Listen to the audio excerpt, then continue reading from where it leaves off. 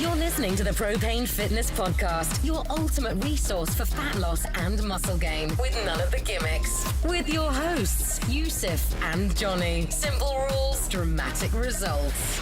As you'll know, I'm very good at being general and sitting on the fence. I don't really put my opinions out there for tender.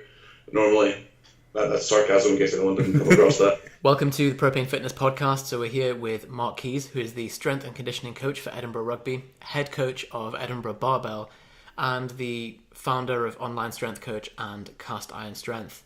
So you may have seen some of his articles that we've reposted on our website, propanefitness.com. So last week, which was the what's 28 minus 7? Shall we redo the intro so I can make an absolute fucking shambles of it and then have to redo it again? One error. The rest of it was fine. I'm gonna use this. No, we need to do it again because Marc said redoing the intro, or we're just leaving it in. Fine, we could. Let's roll with it. Fine. Just roll with it. It's fine. I mean, I was happy with this. The best gems are flawed, and this is a spectacular gem by that qualification. Yeah, so I've been writing a lot online since about 2006. Started the Cast Iron Strength website in 2013 when I was self-employed for all of 6 months. That was before I started the job with Edinburgh. So basically, I was part-time in the Institute of Sport, Scottish Institute of Sport, and then started working with Edinburgh Rugby in the pre-season of 2013. Been with them since. Since then, I've started an online coaching business called Online Strength Coach, and I've also started a weightlifting and powerlifting club based out of Edinburgh initially, hoping to grow it out to other cities as we go on. But basically, the idea is that we provide expert coaching, expert programming to people within the city. So within the city of Edinburgh, we have, I believe strongly, the best coaches within the area. We try to have the best facilities within the area, and we've got up to about 37 lifters. We are now in our third month of operation. So that's going fairly well. And try to get into more of the training of people's spaces towards the training of athletes, because that's generally where my passion lies, strength sports, less so within the actual strength and conditioning. Although I do enjoy it, and it's good for exposure, my passion definitely lies within strength sports. Right. Well, first and foremost, if I fuck up a lifter, there's not really that many implications, where if I put someone in the spasm who's a professional athlete, there tends to be some implications. So you can tend to be a lot more. There's a lot more freedom for me as a coach working with lifters, because you're essentially everything. You're the lead technical coach, you're the SSC coach, you're everything rolled into one when you work with lifters. Whereas opposed when you work within professional team setup, you're one of the cogs in the machine, and depending on the time in the year, the importance of that cog varies.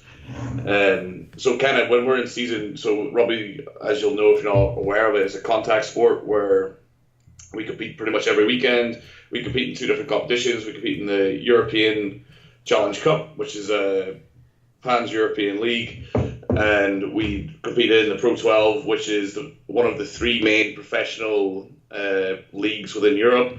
So the Pro 12 encompasses Ireland, Scotland, Wales, Italy. And then you have the Aviva Premiership within England, and you have the the top 14 within France. And we're kind of where we sit is we basically, our guys go into a car crash every weekend. So what we can do with them from a training perspective becomes very limited. So our only real main input within the program comes through the preseason, and then we get little snippets with players who kind of dip in and out. So they maybe get rested for 2 or 3 weeks, so we get a little period where we can do some more meaningful work with them. Or the injured guys, probably that's where my main role lies within the season, is working with the injured players and bringing them back to fitness as quickly as possible. So what would be an absolute ideal client for you? Like if sounds like rugby has its irritations, sounds like you'd rather work in like general pop, because you don't, well, I suppose they're not often in car crashes. Or at least not on a weekly hopefully basis. Yeah. Yeah. So hopefully not. If Unless they are, crash test on me, in which case that would also present its own limitations, I would imagine. And if they're in a car crash, like their first thought on Monday morning is probably not like, what am I doing in the gym today? It's like, I'll be like, what? Why are you late for training? I was in a car crash. Well, how dedicated are you? I mean, really? Are you prepared to sacrifice? Do you not have a bike? So who's your ideal client? Like, if you could design them, what would that, like, what sort of experience, So if any? Test tube client. Yeah. You get to go from the genetic level upwards and grow your own client. Who would that be? Well, first of all, they'd have an obscene bank balance. Next, they would have a complete and utter disregard for their own financial management. Third, So is they'd that a be genotype? quite malleable to paying me upwards of £10,000 per week for online coaching. And then everything from there we can discuss. I should have seen that coming, shouldn't I? Okay. So that's how Mark would genetically design a client to have Beyond that, £10,000. so not in a car crash. Kind of my thing, I had this, like, on a less funny level, we had a discussion with a colleague of mine who now is working with British Swimming and just went out to pretty much led the S&C for Team GB out there in Rio. He was of the opinion that your mark as being a great S&C coach or your mark of being an S&C coach was the level of athlete you worked with. My take on it was it wasn't down to the level of athlete you work with. To me, it doesn't really matter the level of the person I work with. I could give less of a fuck. It's more the impact that I can have on them when I'm working with them, whether that's positive or negative, probably positive, hopefully, but it's more your ability to affect change in the people you work with is what I determine as success as a coach. I work with loads of people. I work with masters lifters who are weak as fuck. I lift with kind of people who are beginners, novices. I work with some like obscenely strong natural lifters. I've worked with some obscenely strong non-natural lifters. I work with professional athletes. I've worked with Olympic athletes. I've worked with Commonwealth Games athletes. To me, the level of athlete does not matter. It's more, I just really enjoy the process of coaching and helping people along whatever the task is. For me, where strength sports are more attractive to me is that I have 100% control over the program. And, well, that's a hugely a great factor. One of my main problems with working within professional sport, working with sport in general, is, like I said, mentioned before, we're a cog in the wheel, whereas I just want to be the one cog.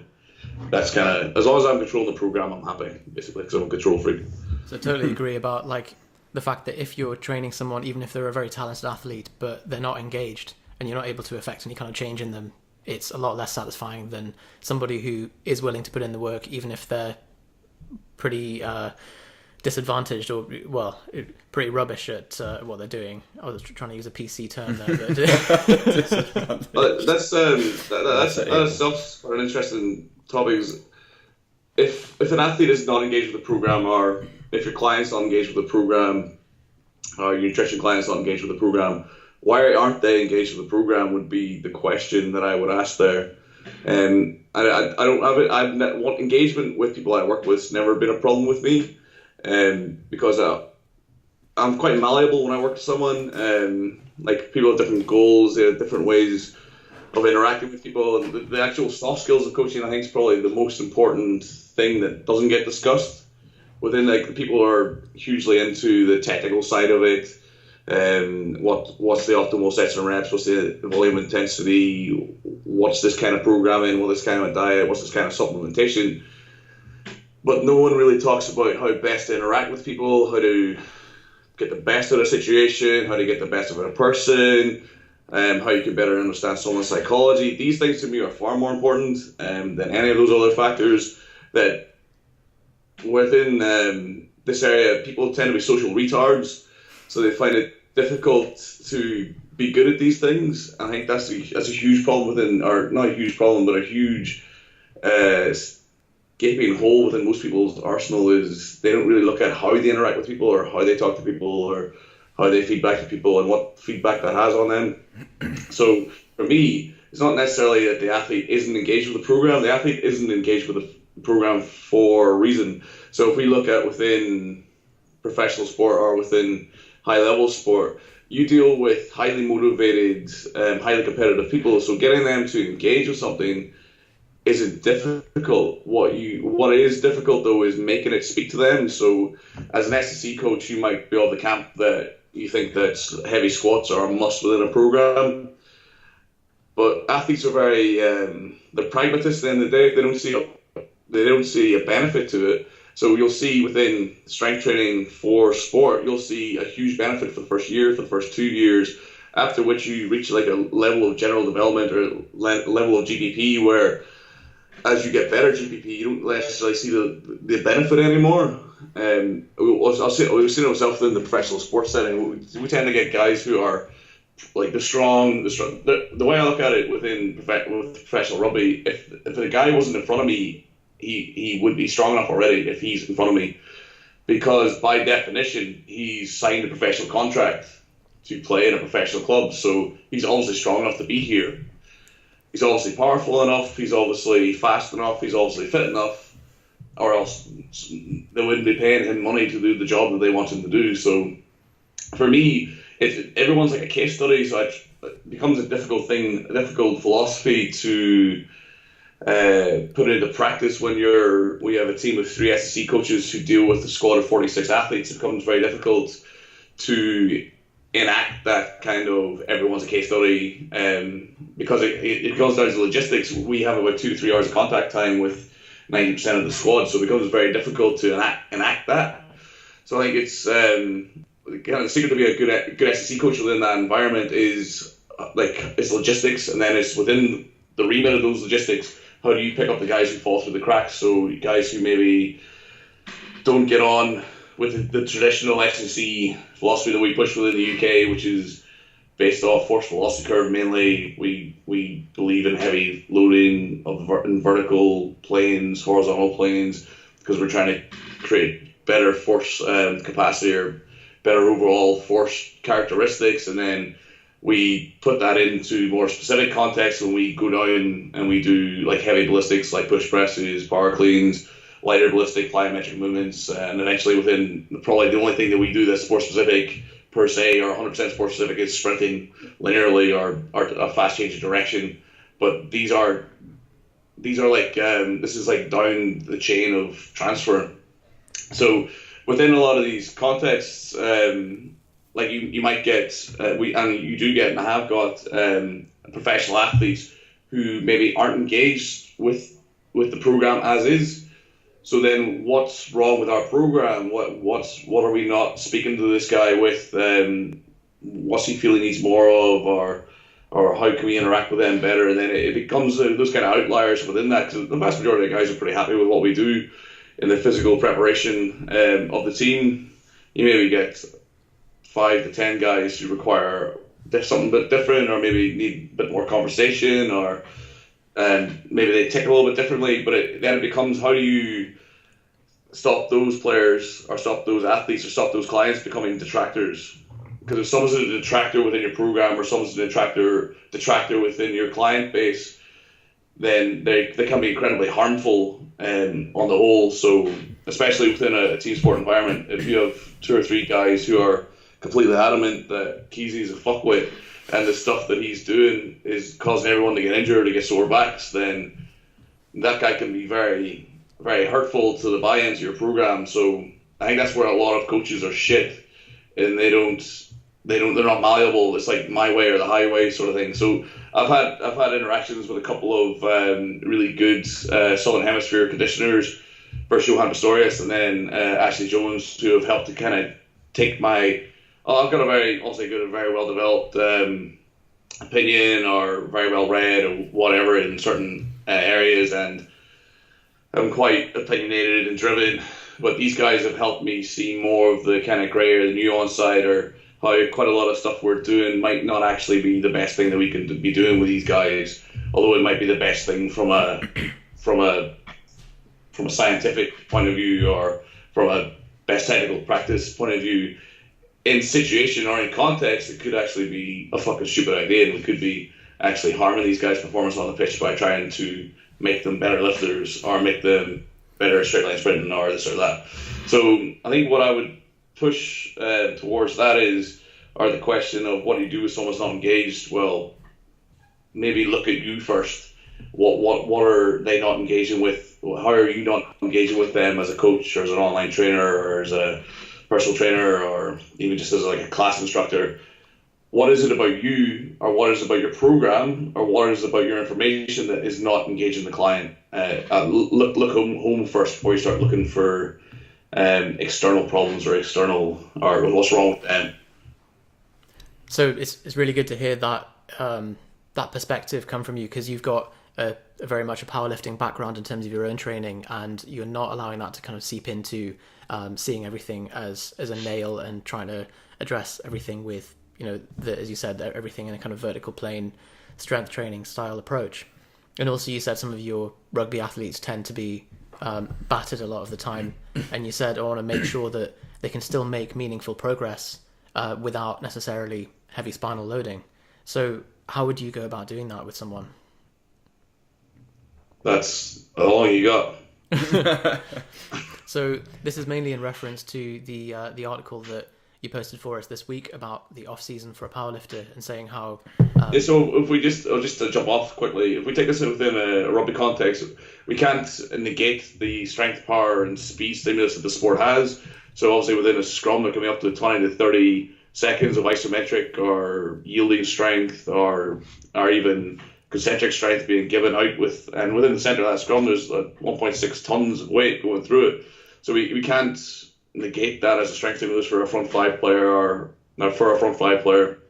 We can't negate the neural stimulus that someone will get from running, hitting contact, tackling, clearing rocks. There's a lot of things within rugby that are on the force velocity curve and have a training stimulus. So, for instance, one of my most senior players had. So we did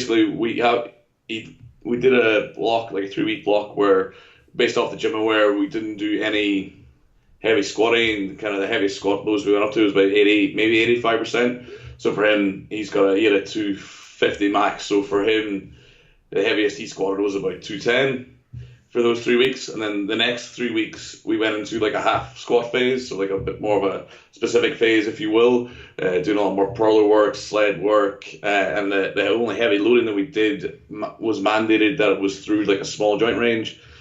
So well above parallel, probably like quarter squat sort of depth. He was rested last week, and then because he was getting rested, he was in my Thursday group. So my Thursday group's the guys who are fringe players, or kind of our younger players who are developing. So within that scenario, we have a novel opportunity here just to try a max and see how you are. So after, bearing in mind, he hasn't done a full squat or with anything over 210 kilos in the last 6 weeks. He squatted 260 and he absolutely smoked it. So for that, like this guy's a bolt on for the team, so he gets a minimum of 60 minutes every week. There's the scrum training. There's all these training stimulus to these athletes in the week that you can't negate. You can't actually, and you can see from that kind of example, there's adaptation going on that you don't maybe necessarily appreciate if you don't have a holistic look. So if I only look at my strength and power program as the only aspect of the program that's happening, within that context, he should have detrained. He should be down. Like, he should be lifting his max maybe, but it should be hard, or he probably should be down, because there's no specific adaptation towards 1 RM lifting there, and certainly not within a full squat context. So with a player who maybe has spinal issues, so with a couple of players who have a couple of stress fractures with their spine, we can't load them in extension, but what we can do is we can do single leg work. We can load them on a leg press and a belt squat. We can challenge the muscle in different ways. We challenge it with stimulus is not going to get in the pitch, so we can utilize unilateral movement to tempo, so we can reduce time under tension with that. Bearing in mind that we're not going to get the force adaptation that we want, but we might get some cross-sectional area. So if we increase the size of the muscle within it, jumping from causation to causation, something I don't like to do, but if we can reduce hypertrophy in that scenario, then there are elements of the sport that are going to lend themselves to maximum force production, and there's certainly elements within the sport that lend themselves to rate of force production and your intra and intramuscular activities within the sport. There's a huge amount of different training modalities that are happening within the scenario. So although we can't affect what we might want to affect, which is maximum force production within the gym, we can maybe create an environment for that lifter or for that player, probably bringing through my own biases there. Freudian we could create an environment for that player where we can maybe help them to get a better adaptation from the sport in the areas that we can affect for the gym because of certain issues. Some guy, I've got one player, and one of our backs who's our strongest back, who doesn't really lift weights. So he's of the opinion that if he lifts lower body heavy, he gets injured. So with that athlete though, he's so genetically superior to everybody else that he maybe doesn't need that stimulus. So one of the things we can do a lot for rugby players, what a lot of SSC could do for rugby players, we can create a more positive hormonal environment for them to adapt to the sport, like we talked about before. So from lifting weights, we increase their testosterone levels, increase their growth hormone levels, we increase their strength, cross-sectional area of the muscle, things that allow them to better adapt to the sport or the sports training. But for guys like this who walks around looking like an Adonis and he lifts upper body once a week, and he's like the most ridiculously rigged out guy you've ever seen. He's absolutely fucking massive. And when you see him on the pitch, he's like one of our most physical players. Like, he smashes guys, he fucking smashes breakdowns, carries hard, breaks tackles, and he's white as well, which is the most scary thing of all of it. But we see this, so you see guys who naturally have that endocrinology that allows them to just play rugby and be as big and be as strong and be as fast as is required just from playing the game.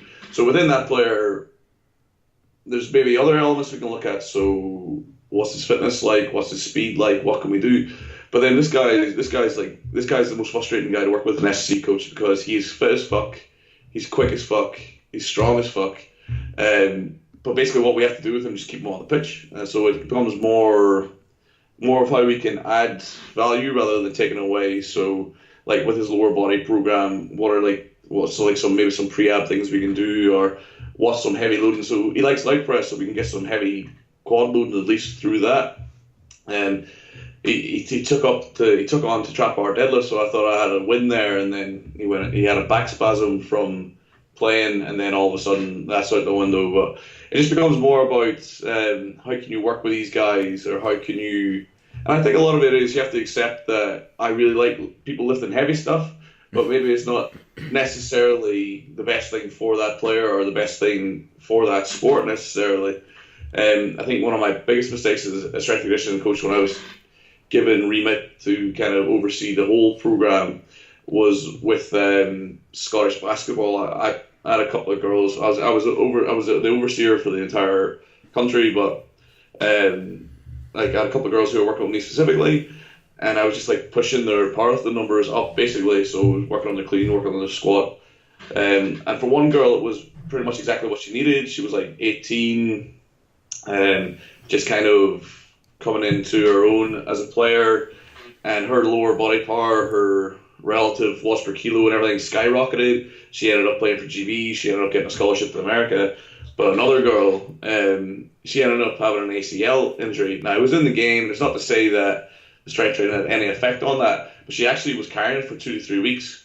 And they only actually figured out that she had an ACL injury when they put her under, and the knee went so lax and no lateral stability in her knee. But that was just being held together by the muscles there that were developed so strongly within that. That's not to say that's right or wrong, but it's to say that I'm just like, obviously put their training. What I didn't look at though was the adaptation I was taking away from them. So they're training like 2 to 3 times a week. They have 2 or 3 games a week, and quite a lot of these athletes will play for university and club. And I'm ramping their strength training up and up and up and up, week in, week out, week in, week out.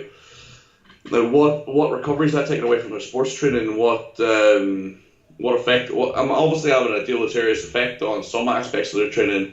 We had a CPD talk with a guy called Martin Bissinger of Hammer Media last week.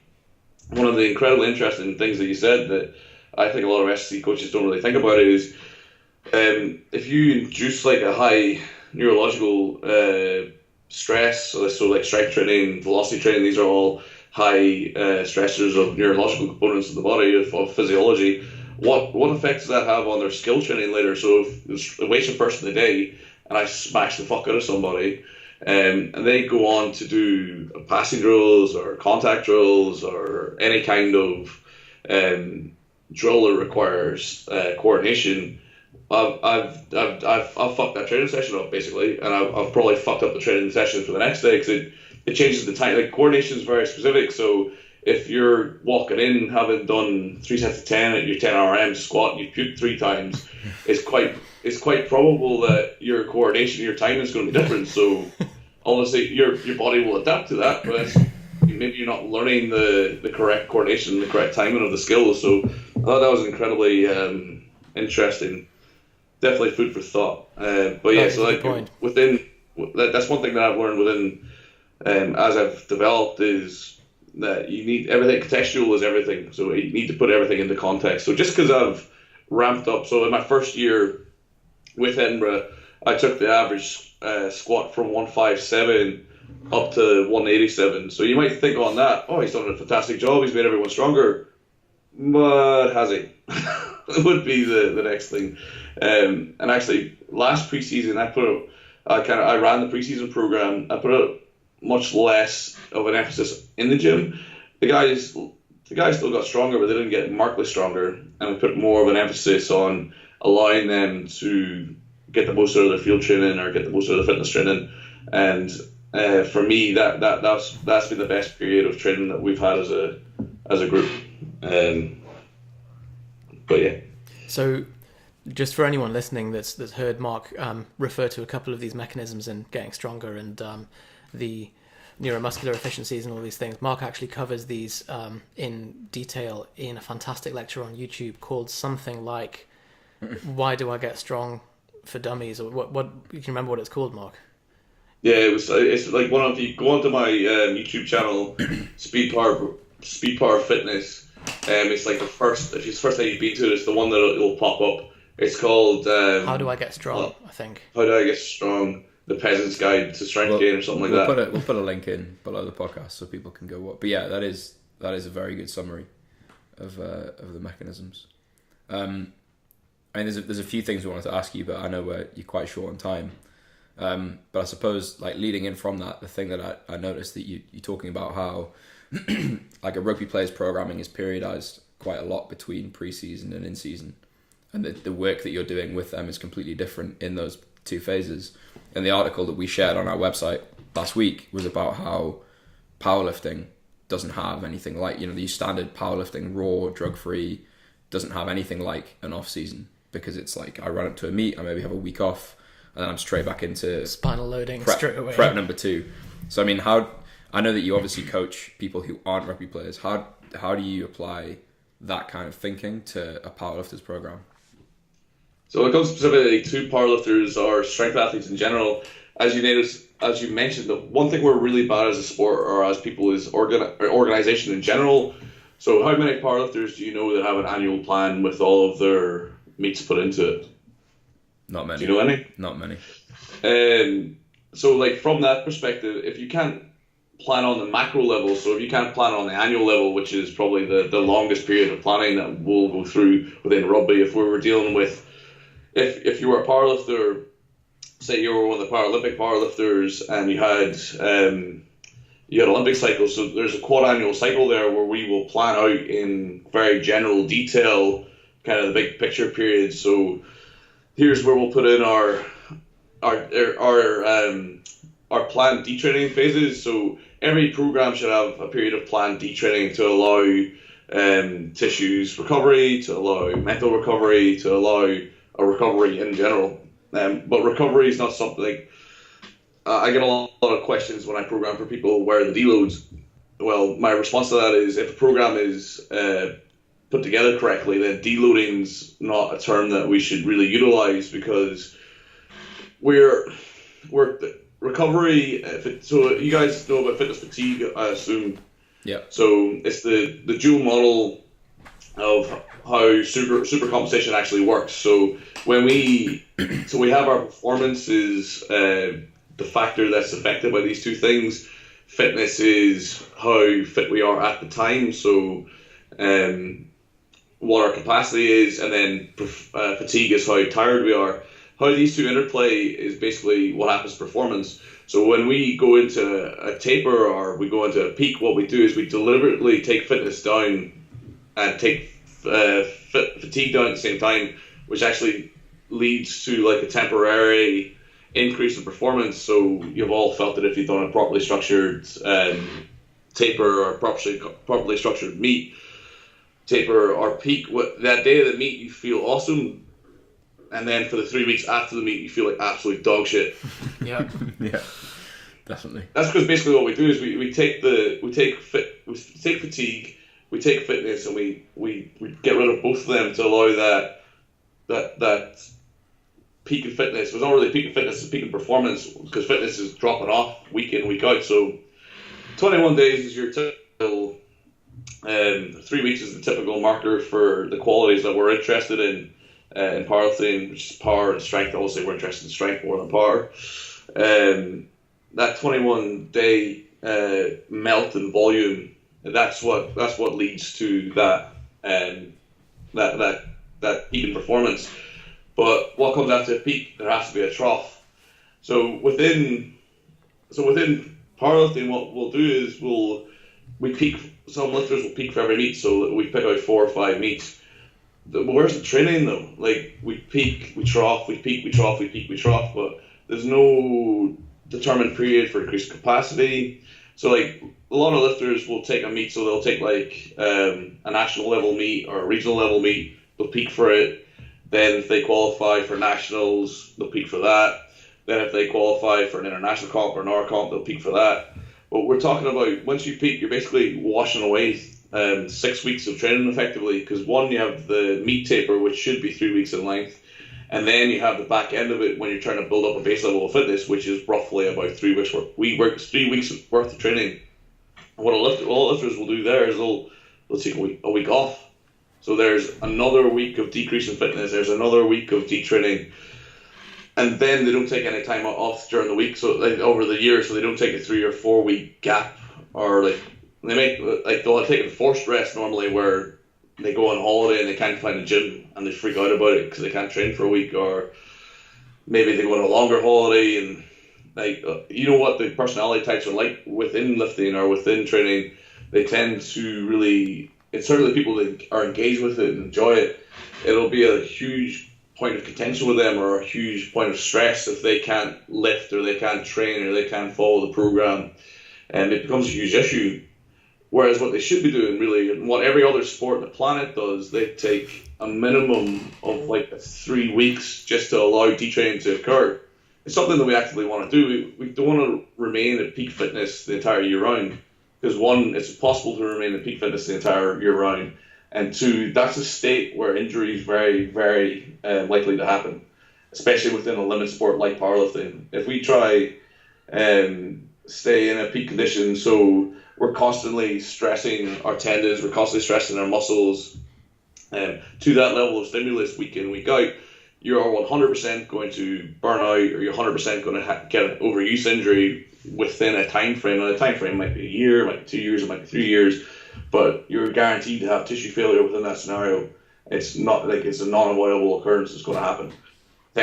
Tendons respond to load in a much kind of lag time frame that do muscles. Muscles recover within 48, 72 hours. Tendons do not. So the minimum thing you're going to get is going to be a tendinopathy, which is like a best case scenario within this, because other scenarios are tendon failure or ruptures, which are a lot more debilitating in their effect, as in you won't be able to walk possibly, versus not being able to squat. I don't know, like some people not being able to squat might be as bad as not being able to walk, but so like we need these periods, and a lot of issues and a lot of injuries that people get within powerlifting just comes from their complete lack of periodization, their complete lack of planning, their complete lack of organization, where they're just like, we need to be pushing the envelope week in, week out, week in, week out, week in, week out. I'm back. I think, as you said as well, you know, it really matches with the personality type of the powerlifter. I think as powerlifters tend to be the most kind of obsessive, autistic spectrum kind of people that, you know, it's all, everything's planned out on a spreadsheet, and there's the very much the sense of 4 weeks. What's that? The spreadsheet only goes 3 or 4 weeks in the future. Yeah, exactly. And then a missed workout is the end of the world. End of the world, yeah. So we've only got a few more minutes, Mark. So we wanted to ask you a little bit about basically how not to look. You can push out a little bit, guys, if you want. Okay. I don't respond to that badly. Cool. So you've written an article as well for us called "How Not to Look Like a Child in a T-Shirt." Can you talk a little bit about how you would adapt training? Was that a fart? Was that the chair? No. Yusuf gives me the creaky chair and then blames me whenever there's a noise, so that he can. I can't farting away on the podcast. Well, it was all very calculated. Quick fart blame, Johnny. So yeah, it was called "How Not to Look Like a Child in a T-Shirt," and I think a lot of people will also know you from the pressing template, which a lot of people have had some great success with. Can you go over a little bit about how you would adapt things for someone wanting to gain size and still have the main lifts in their program? Okay, so the step number 1 of how not to look like a child in a T-shirt is go through puberty. That's the most important number step. Well, there are some genetic conditions that unfortunately make this an impossibility. But yeah, so basically, I'm still waiting for more of a topic. It was more of like a general piece on how size gain or increasing cross-sectional area is quite easy, really. People make it a lot more complicated than it is. Basically, we have 2 factors that we need to have. We need to be in calorie surplus. So, like in the article, I recommend that you take a food diary. And I need to give a shout out to my brother Rick, who did this for somebody. I didn't give him props in the article. It's from about 4 years ago, but you'll get it eventually. So he made one of his colleagues keep a food diary. So he kept a food diary for a week, and then he said double everything on that, and then eat it. And then he gained weight, surprisingly enough. Obviously, it was 100% muscle gain. I mean, you double your calories, that's what's going to happen. I don't think I know many people that if you doubled their food intake, they would stay lean. Stay as lean as they are now. 100% stay as lean as, and just gain 100% lean mass. That's how science works. And then, especially if you do the 20 rep squat program on top of that, then what you'll do is you'll gain about 30 pounds of lean mass in 3 months, as Rippletoad has shown us on many occasions. I've done that program. And also hate your life. Yeah, it was really unpleasant. Yeah. With all the milk Stairs as well. are hard. Yeah. So calorie surplus, and then what's step number 3? Step number 2. Step number 2 Step number 1 So step 2 is 20 rep squats. No, step number 1 is puberty. Step number 2 is calorie surplus. Step number 3. Yeah, step 1 puberty, fine. Yeah. Step 2 calorie surplus, and then basically hypertrophy is pretty much being shown as a volume response. It's not an intensity response. It's not a muscle velocity response. It is a volume response inherently. Yeah, that is what the increasing cross-sectional area is. You can maybe, like, this has been shown volume loads of 30, as long as the volume load is the same, if it's at 30%, 60%, 80%, 90%, the outcome of increasing cross-sectional area is the same. So we can say with pretty much, I can say within training, I would say with certainty that your level of volume load is directly correlated to your increased cross-sectional area. That's it. So we need to lift with increasing volume week in, week out. So whether that means that we lift more reps, or we lift more weight within a certain sets of rep guidelines. So we don't really want to be doing 10 sets of 3, right, when we can just do 3 sets of 10 and get the same volume load, if not a greater volume load, within 3 set structure instead of a 10 rep structure. Now that's been shown as, again, those sets of reps put against each other, they both have pretty much the same cross-sectional area response, but one's more time efficient and allows for more variety. So another thing that a lot of people don't talk about, or a lot of people maybe skip past, is exercise variety is also an incredibly important aspect to a bodybuilding program. People say that we can't isolate muscles or we can't isolate parts of muscles, but not only is that being shown within the literature to not be true, there is preferential recruitment of muscle fibers depending on the line of pull within the muscle. But also, anecdotally, if you look at bodybuilders, what do they do? They do a huge variety of movements. They'll do flies in different planes, they'll press in different planes, they'll pull in different planes. And people who are training towards a goal or towards a performance goal, they tend to happen upon, normally by happenstance, what works. So what we can say within training for hypertrophy, or if the only goal of the program is hypertrophy, then we need we need the hormonal environment to produce hypertrophy. So if that's steroids, or if that's going through puberty, or being a man, then then we need that environment. The next thing we need is a nutritional environment that's going to allow that. So the nutritional environment that's going to allow that is a calorie surplus, a sufficient amount of protein, and those are the two things we need to meet. The fat and carbohydrate makeup of that diet is irrelevant, and then we need to increase volume load from week to week. And then the next thing we need to do is we need to produce enough exercise variety to, one, hypertrophy the body as a whole, or the parts of the body that we want, and also enough variety within a muscle group to best, for instance, within a close stance squat, we might get more involvement of VMO, or definitely in a single leg squat we'll definitely get more involvement in VMO, whereas in a bilateral squat it's going to shift out to VL. Our groups that are more parts, like, so when chest is the easy one. If we do a flat bench press, the line of pull and the fiber through the chest is going to be through the middle specifically, and you'll get a trickle down effect. So if within the muscle belly, if across the middle of the chest they're producing the most force relative, there's a trickle down effect of that. So they will get the most amount of hypertrophy response, and then as we move away from that locally within the muscle, they'll get less and less hypertrophy response. So within that scenario, we need to look at like incline presses, decline presses, flies of different natures, incline flies. And a good way of producing more volume in the programs, what bodybuilders do, they'll start off with the barbell, then they'll move on to the dumbbell, then they'll move on to the machine, and then they'll move on to cables. As they become more fucked through the session, they will go to easier implements that allow them to still get more work in, get more volume in. So I think that's an important point, because often, again, people from both powerlifting background and also the general fitness industry likes to say like, oh, you know, you only need to squat, you should only bench press and so on. And actually, as you said, it's a straw man thing to say, oh, well, you can't isolate a certain muscle or a certain head. It's not. There's no one out there actually looking to isolate the VMO. It's more about, as you said, preferential recruitment and being able to then target the whole lot by. There probably is someone looking to isolate.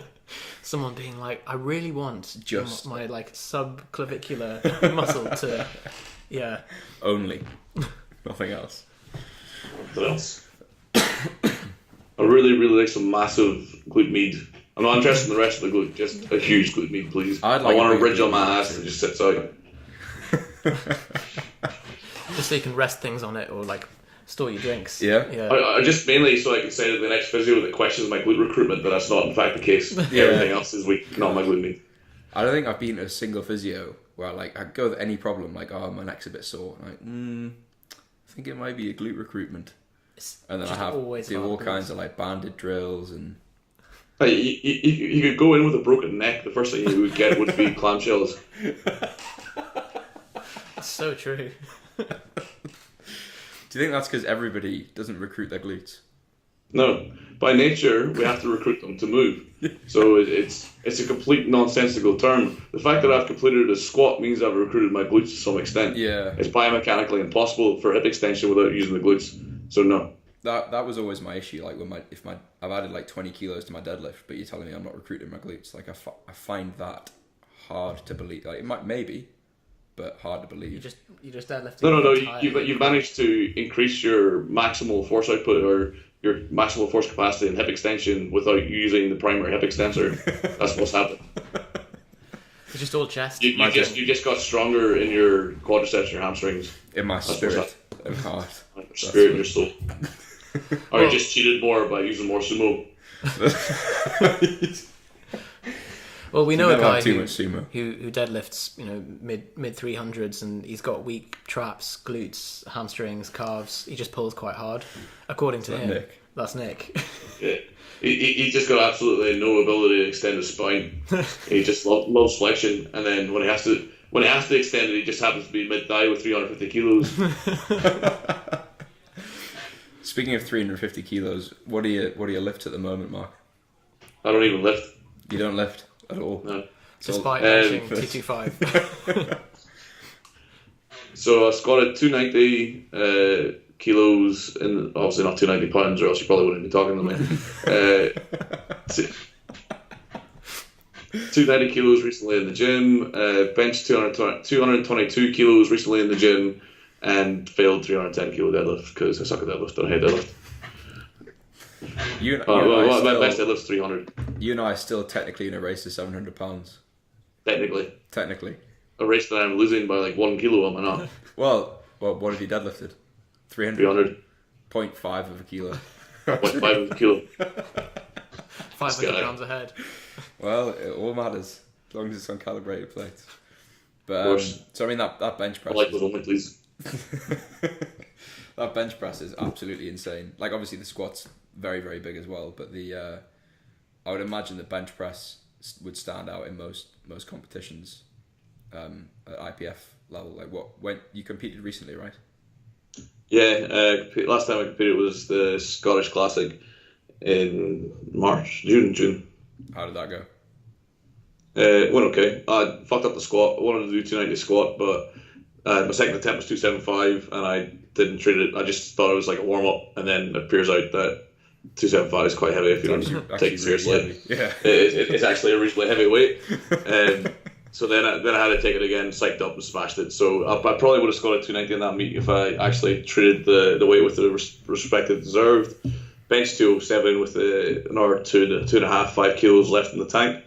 Then deadlifted 300 probably with another 10 kilos left in the tank on the lift. So the plan was to going forward for British was to squat 300, bench 215 and deadlift 310. But then I registered late, so the plan has changed. What weight class would that be in? That would be in the 120s. 120s, cool. So you're thinking of competing again, go back to the British next year? Or to the British next 100%. year? So the original plan was to bulk to 120, total in the mid 800s, and then cut down to give Screamer a run. And then Screamer's now totaled 861, so the goal is possibly just to lift at 120 and maybe to take a rattle at Tony Cliff.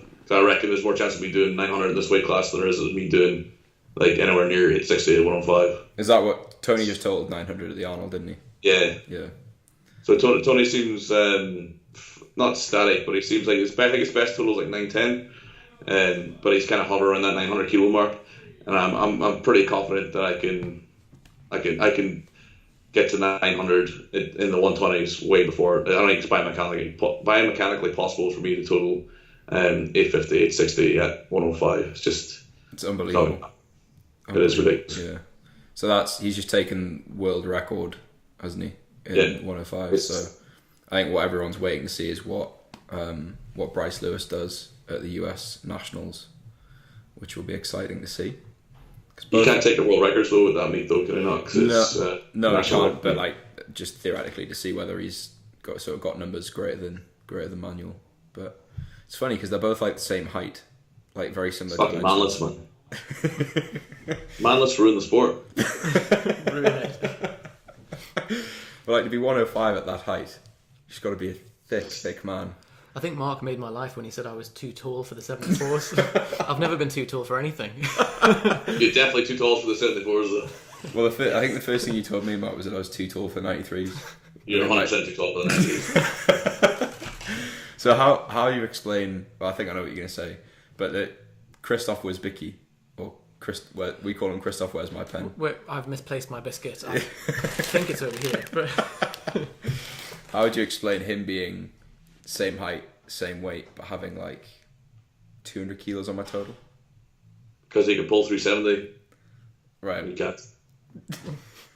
And squat and he can also bench like 200, squat 290. Yeah. But he's not too tall for 93s. He's got a more favourable hormonal environment than you do. There it is. He's Very been diplomatically said, actually. He's been through. And I dare say he's probably carrying a fair bit more lean mass than you are. At that height. I would imagine probably double, judging from his photos, which is unbelievable. But yeah, so move up a weight class. I think are we the same height? Thereabouts. I think I'm taller. Okay. But I'm less of a manlet, I think. Oh, I think we're going to be manless in 2019 though. I think the way the heights are going. Yeah. So 120s, here I come. Wow. Okay. So we've both got to go up at least 2 weight classes. You get the 93s. I should go at 105. Why not? 105. Just. Well, what height are you? 5'8". Johnny's 6'1". 6'1". Yeah, so Johnny, you're 100% should be 120. If not an open. If not what? If not an open. And you said you 100% should be like a 105. See, we see people in PF that should be 2 categories below what they're at, just because of their body composition. How do you feel about fat as in powerlifting? Like, do you think do you think there's any excuse to be fat? I think basically. As an open, you should 100% be fat. You should 100% be fat. So if you're not fat as an open, then you're on gear. As an open, yeah. So in any weight restricted category. I think what we mean is like people who are fairly new to the sport, who are like trying to fill out. People who are new to the sport shouldn't worry about weight category because there's no need to. They should just rock up, stand on scales, and lift. Then just there's absolutely no need for them to be worrying about weight category. When we're talking about obviously fat doesn't move weight directly. It does in the squat though gloriously. There is no wrong way to push through a Swiss ball. It all goes into what you're pushing against, which makes squat great. But yeah, obviously if you're 120 kilos, 50 kilos of which is fat, then there's maybe no real need for you to be 120 kilos potentially. But then what I say is, so what? If that person wants to be 120 kilos, let them be. Yeah, why not? If they want to lose weight or they want to gain weight or whatever, as long as they're happy with what they're doing. They want to be 120 kilos more than they want to be a better powerlifter in terms of will. And well, maybe they're a fat fuck. Maybe they enjoy their fat fuck lifestyle. Maybe they just want to lift weights. Well, that's fine, but yeah, it's absolutely fine. But that's just a fat person that's lifting weights in an inappropriate category. But if someone has 50 kilos of fat to lose, I doubt they'd lose a lot of strength if losing the first 25. No, they'd probably gain strength because if they're 120 kilos and they have 50 kilos of fat mass, then they're probably going to put on a bit of muscle mass, I imagine, when they finally start lifting. I would like to know, like, if I were to put on like 30 kilos of weight. Make it 50. 50 kilos. If you're in the open, you can. Why not? You can take the mick. Yeah. If you're gonna do 30, then do 50. It's like what would happen to my lifts, and also like how I would feel. So, well, first of all, you're gonna feel terrible. Let's just get that one out of the way. Like just daily life. Yeah, I feel pretty terrible at like 98. To be honest, never mind. You're gonna feel catastrophically bad at 120 and 120 plus. But what you will feel though is when you squat and when you deadlift and when you bench, you'll feel glorious. And then the two will like even out, so you just kind of feel okay. But you feel glorious 2 times, 3 times during the week and like utter shit through the rest of the week. Right. But it evens out to feeling okay. Because am I right in thinking that in like 2012 you went to the Worlds in the 93s? Yes, I did. Weighed in at 92.6. Cut 600 milliliters of water that I didn't need to cut. That was bad. So you've done literally exactly what I'm talking about. Like you've moved from the 93s to the 120s. Yeah. I'm 100% on 93 lifter. I'm not competitive at 93. I'm too tall. I can't. My structure just doesn't hold 93. Right. I'm like at best case scenario at 93, I can maybe total 700 maybe, which is shit. So I need to be north of that. So it's probably like a way of working out what your optimal looks are going to be, but my whip still got higher as I went heavier, so that would indicate that that's the weight way gain is not. That's been a good thing for me as a lifter. Here's me trying my best to total 700, and there's Mark just like shit. rug from under my feet. Well, it's all relevant what you want to do. Yeah, sure. I want to be good at sport, so yeah. I think that's shit. Yeah. I think like the top probably 7 or 8 in the country at the moment will be totaling 700-ish plus next weekend. So yeah, it needs to be like 800 really to have a chance of doing realistically what we're talking about now to be competitive. What I would like to be is I like to be competitive at international level. I don't think I'm ever going to be the standard. I don't have the genetic gifts to be an IPF champion, but I'd like to be competitive at the international level, possibly medal at European level. To do that at 120, realistically, we're talking of 880 to 920 total. At 105, realistically now we're talking 820 to 860, and at 93, realistically we're talking like 780 to 800 is kind of the standards that you should be striving for those goals. So it's relative to what you want to do. Like obviously 700 kilos at 93 is still obscenely strong, but as the sport grows and as lifters get better or better athletes get into the sport, the standards are skyrocketing. Yeah, like it's absolutely ridiculous. I won the 105s in 2011 with a 722 total. Or it wasn't even 722; it was a 710 total in the 105s. Whereas that I'll probably win top 10 now. Yeah, at GB. Yeah, it's insane. Well, even in the years that I've done it, like when did we 2014 to 2015. Everything just steps like up so there much. was Tom Martin, obviously, which is just like literally ruins it. No, Super Martin. So, yeah. And then Pierre, who totaled like 710, and then me at like 630. That's how much of a gap there was. And that was first, second, and third. And then everyone else was like below 600. Or there was a few there, but now like if you total 620, you'd come last at the nationals. So it is crazy. Like I dread to think what it'll be like in 5-6 years. Just 700 qualifying totals.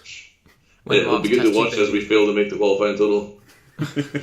Wow, these guys are real strong. Yeah. Well. Yeah, I think we better start wrapping this up, Mark. It's been pretty good chatting to you. How can we find out more about you and read more of your stuff?